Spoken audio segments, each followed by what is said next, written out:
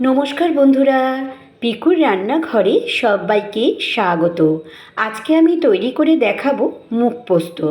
খুব সহজে কিন্তু এই রেসিপিটা তৈরি হয়ে যায়। সপ্তাহে কিন্তু 2 থেকে 3 দিন আমরা নিরামিষ খেয়েই থাকি, আর নিরামিষ দিনে ভেবে পাই না যে কী রান্না করব। তাই তোমাদের কাছে নিয়ে চলে এলাম এই মুগ পোস্ত রেসিপিটা। তাহলে চলো কীরমভাবে রেসিপিটি করে দেখানো যাক। প্রথমে আমি 1 বাটি মুগের ডালকে ভালো করে ধুয়ে আধ ঘন্টার মতো ভিজিয়ে নিয়েছিলাম। এবারে সমস্ত ডালটাকে আমি মিক্সির জারের মধ্যে দিয়ে দেব, আর এর মধ্যে সব উপকরণ দিয়েই কিন্তু আমি বাটবো। দিয়ে দিলাম এখানে 2টো কাঁচা লঙ্কা, দিয়ে দেব 2 ইঞ্চি মতো আদা, দিয়ে দেব পরিমাণ মতো নুন, আর অবশ্যই এখানে দিয়ে দিতে হবে চিনি। এখানে আধ চামচে আমি চিনি দিয়েছি। এবার একটু জল দিয়ে মিহি পেস্ট তৈরি করে নেব। এবারে গ্যাসের মধ্যে কড়া বসিয়ে দিয়েছি। এই যে পেস্ট আমার তৈরি করা হয়ে গেছে, একটু কালো জিরে এর মধ্যে দিয়ে দেব, একটু ফেটিয়ে নেব হাত দিয়ে। এই সময় গ্যাসের ফ্লেমটা লো টু মাঝারি করে রেখে সমস্ত বড়াগুলো আমি ভেজে নেব। এইভাবে ডালের বড়া যদি তোমরা বাড়িতে গরম গরম চায়ের সঙ্গে খাও তাও কিন্তু বেশ ভালো লাগে।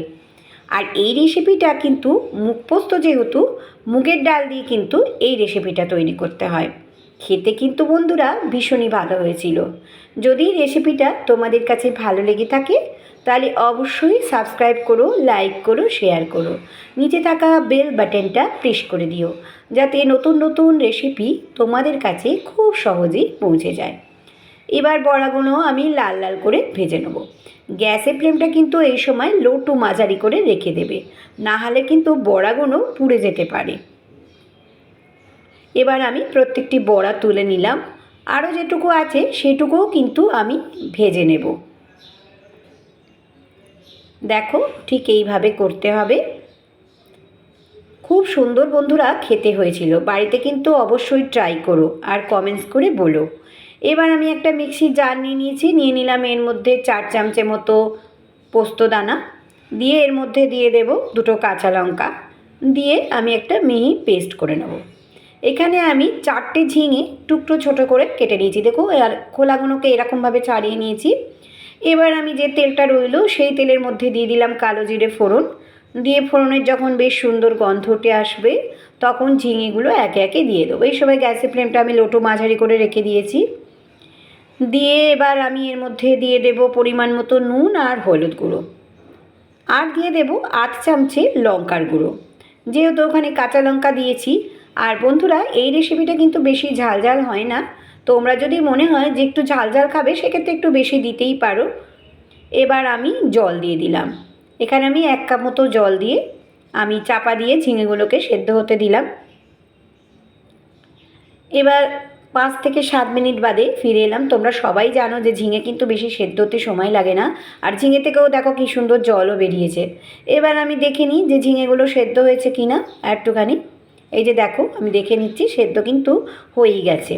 এবার আমি দিয়ে দিলাম এর মধ্যে পোস্ত বাটাটা, দিয়ে একটুখানি যে মিক্সি ধোয়া জলটা সেটাও কিন্তু আমি দিয়ে দেব। আর এই রান্নাটা কিন্তু বেশি গ্রেভিও হবে না, আবার খুব কমও কিন্তু হবে না। আবারও আমি একটু পোস্তটা দিয়ে নাড়াচাড়া করে নিলাম। নিয়ে এবারে আমি দিয়ে দেব এর মধ্যে ভেজে রাখা বড়াগুলোকে, আর একটু নাড়াচাড়া করে নিলাম জলটা দিয়ে। এই যে ভেজে রাখা বড়াগুলোও আমি দিয়ে দিলাম, দিয়ে আবারও আমি একটু নাড়াচাড়া করে নেব। এই সময় গ্যাসের ফ্লেমটা একদম আমি আস্তে করে রেখে দিয়েছি। দিয়ে আমি একটুখানি দিয়ে দেবো এর ওপর 1 চামচে চিনি। যেহেতু নিরামিষ রান্না তাই একটু মিষ্টি মিষ্টি খেতে বেশ ভালো লাগে। গরম গরম ভাতের সাথে বন্ধুরা এই রেসিপিটা একবার বাড়িতে কিন্তু অবশ্যই ট্রাই করো। এবার আমি দিয়ে দিলাম এখানে কাঁচা লঙ্কা।